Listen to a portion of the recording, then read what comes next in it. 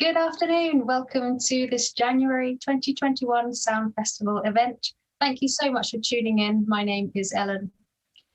Now, we're not able to put out live content at the moment, so everything has been pre-recorded to comply with public health guidelines. And I'd like to thank all our artists for their support in making all this content for you to watch in advance.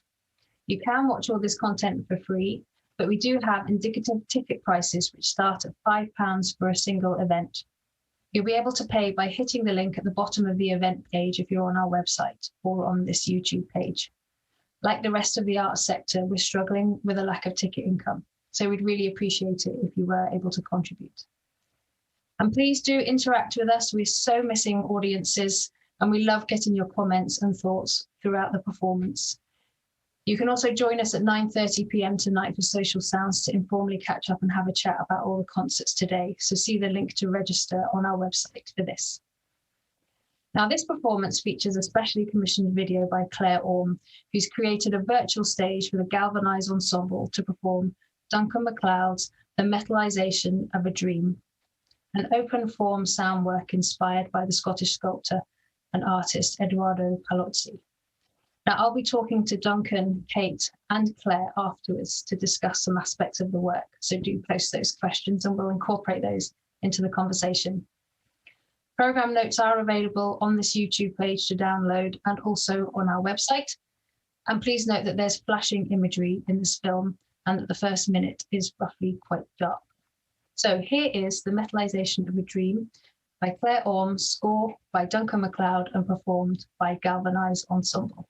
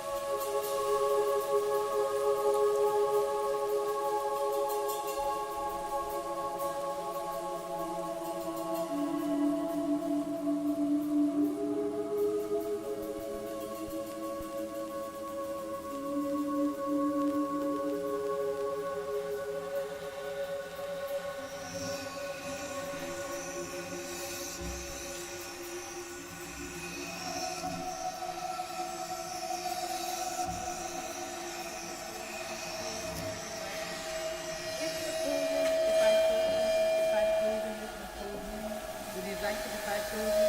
If I told you it's Napoleon? Would you like it if Napoleon? If Napoleon, if I told you. If I told him it's Napoleon, it's Napoleon, if I told you. If I told him, would he like it? Would he like it if I told him? If I told him, would he like it? Would he like it if I told him? Would he like it? Would Napoleon? Would Napoleon? Would he like it? If Napoleon, if I told him, if I told him it's Napoleon, would he like it if I told him? If I told him? Would he like it? Nearly pink, nearly pink, nearly pink. Wet inside and pink outside. Pink outside and wet inside. Pink outside and wet inside.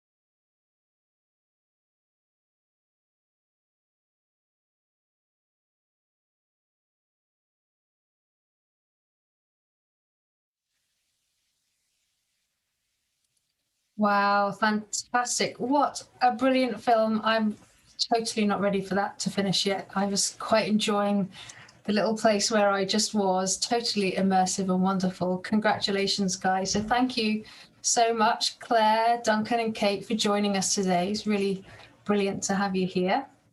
I'd like to talk about how you all collaborated on that film, but I just wonder if I might start by asking Duncan a couple of questions about the music, if that's okay.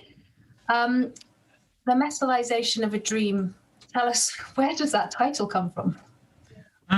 Yes, so the title is actually taken from a monograph on the artist Eduardo Paolozzi, to which I'm kind of draw upon heavily and inspired by in the creation of this work. And the title itself is actually born from a number of exercises that Paolozzi carried out. More, I guess those of you that are watching, you might be familiar with his artwork, most notably his sculptures, some of his most famed being dotted around the country in Edinburgh. And for me, as a child, I was always beguiled by the Newton sculpture that's outside the British Museum in London.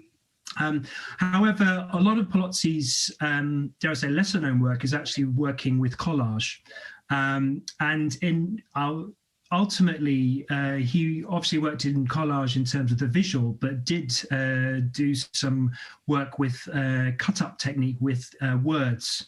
And in short, within a number of his works, he includes some kind of text elements. And in short, through this cut-up technique, if we're unfamiliar with this term, it's taking a piece of found text, cutting up into pieces, and then ultimately at random pulling these words out of a bag to then create prose, let's say. And from that, the metalization of the dream appeared, let's say. So sorry, that was a very roundabout description. But yeah, that's where the title comes from.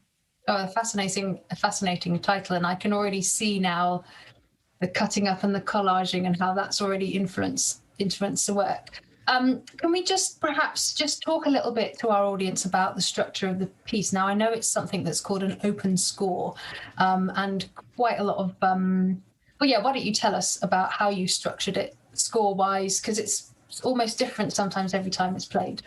Absolutely, yes. So the whole nature of the commission from Galvanize Ensemble was to have a work that could be adapted to different performance situations as they tour, and well, in addition to that, they wanted capacity to incorporate additional musicians, partly because of some of the performances. Well, some of their work they will collaborate with other musicians that lie outside of their core ensemble. So that's a primary aim in terms of the structure of the work. Now, what it means ultimately to be open form is, in essence, as it indicates, open in as much that the work is actually comprised of 12 discrete, smaller compositions, let's say, and the decision is very much relinquished or given over to the ensemble to decide the order of those materials. In addition to that, it is not only open form in structure, but also open instrumentation. And again, this is a nod and recognition of the fact that the ensemble wanted something that could be freely adapted, to the extent that in one performance, one part could be played by Kate on a keyboard or harmonium, and in the next concert, that might be played by Joel on guitar. So it is highly adaptable, and indeed in that 20-minute version that we've heard today, that only contains some of the materials that are available to the ensemble. I guess the length of time it's played for can vary enormously. Absolutely, yes. So, and again, and this for me was kind of a response to the brief, the compositional brief, in as much that in one program they may only have capacity for a 15-minute performance. At the premiere, contrasting that, I think it was over half an hour or so. That was a little over a year or so at Little Phil in Newcastle. But yes, Fantastic. it's wholly open. Yeah, fantastic. Well, let's turn to Kate, who actually commissioned the work, wrote the brief. Tell us what it's like from the player's perspective then to receive such a sort of collection of, you know, bits that you can put together however you like. And it sounds incredibly COVID friendly, even if I may say so myself. Exactly. We couldn't have known, could we? I think it's been just fascinating to watch how it's come together, and I think it's one of those situations where I think we started out with having lots of conversations, you know, myself and Duncan and Claire, about what the brief could be, how we might be able to create something new together. And I suppose, you know, because we know each other and the group, we sort of know that we were quite sort of susceptible, shall I say, to the idea of an open score way of working, and we do a lot of things like this. So I think we sort of had all the sort of ground things in place, but obviously, you know, over the sort of period of time through, as you know, Ellen, fundraising and trying to get various building blocks to come together for a project, it is over a sort of longer period of a couple of years that it's come together, and it's had different iterations. So I think it's in a funny way, it's like a big version of happenstance, the way we've sort of worked with it. But it is just watching it again now, it's fascinating to see it every time slightly different. And I think none of us from the group, we can't wait to get a chance to do it live again and sort of keep sort of growing with the piece. Yeah, could you tell me, was it always intended to be a film from the start, or is that because you've had the work for a long time? So was it always going to be a film, or was that part of the brief to start with? Not initially, and I think obviously the brief's got quite a few add-ons now. But we were hoping to work with Claire, and the way we sort of initially performed it was with live art. So Claire would be there, we'd have projection, but Claire would be creating live art as we went along, which we felt sort of fit with what we were doing as the musical performers. So we have had a chance to sort of work like that with Claire, and we did that first at Lytton Phil in Newcastle. So obviously then that kind of naturally led on to rethinking it for this new version. Great. Well, let's bring in Claire. So perhaps you could just tell us a little bit about the artist himself, and your inspiration, and how and how that's been worked into the film. And it's really beautiful, by the way. I really like it. So Paolozzi was a really prolific artist and worked across kind of sculpture, collage, and print, as kind of Duncan was saying a bit earlier. And I wanted to really use his work as kind of the basis of the film. It's really bright, really colourful, it's full of energy, and it really felt like sort of elements that we wanted to kind of include in the feeling that we were going to give audiences from the piece. So what I kind of based the kind of main idea on was one of Paolozzi's collages, which is kind of within this very kind of structured little room, and it's got like a little chair and different objects in it. And so I thought that was really interesting, especially in terms of how this piece has been made, with everyone, all the musicians kind of performing in their own little rooms. And then how would we then kind of bring everyone together? Obviously it's quite lonely performing by yourself in a room by yourself in your house. And how could we kind of bring back that energy to the performance that is felt when all the musicians are together? And I think it's really interesting to note here as well that sort of Duncan's intention for the piece is that the musicians are kind of all spatially divided within the space when they're performing. So this again was a really interesting element to bring in. I like that, because also I think it gives the film, it always moves forward and it's never stagnant and it's always changing, but yet there's an awful lot of elements to it, and I think that's part of its success, actually, for me anyway. I really enjoyed the moving around of it, and I totally got the sense of the tapestry, and also you've drawn on the colour as well. A lot of it is in black and white, and then you bring in the colour elements as well. Yeah, so the kind of colours at the beginning in the stripes in the room are also based on colours that Paolozzi used in his collages. And then it kind of goes through changes of hue and saturation. And that was in a way trying to bring in the live art element. So this idea that it is kind of changing as you're watching it, and it's not just kind of this static thing. And it's sort of, I wanted to bring in the feeling that what the musicians were doing was affecting the film kind of in real time, and sort of as you're watching it, it might be different the next time you watch it, but it's not, obviously. But yes, but you notice different things as you watch it more than once. Yeah. Yeah, fabulous. I wonder if perhaps I could just go back to Duncan. I understand there is something called found objects within your score or in your inspiration for the score. So do you want to just tell our audience a little bit about that and what they are? Sure. So in many respects, it's again a nod to Paolozzi. Apologies that I've got builders next door, so if anyone's hearing any found object sounds in the background. No, so ultimately I wanted to kind of look at ways in which I could draw upon Paolozzi's use of collage. His technique would be to look through various papers, magazines, media, printed media that would be available to him, and then kind of cut these up and form these very intricate collages. And as such, he's heralded as very much the one of the founding fathers of pop art here in the UK. We often think of Andy Warhol, but in fact, we have someone a bit close to home that was very, very active. Anyway, so in kind of a nod to that collage technique, I've always been quite interested in drawing upon soundscape elements within composition, and this project very much offered a fantastic opportunity to look at that. And in essence, what it involves is going out to out in one's environment with a recording device in hand, and then capturing sounds from that environment. And in essence, the way that the sounds came about in this particular iteration of the work, I should say that within the instruction of the composition, there is an electronics part where someone is invited to go out into their environment surrounding the venue in which the performance is going to occur, capture those sounds, and then incorporate that in some shape or form within the work. So when this project came about, I was fortunate to have a residency at Aldborough through Britain Peers Arts.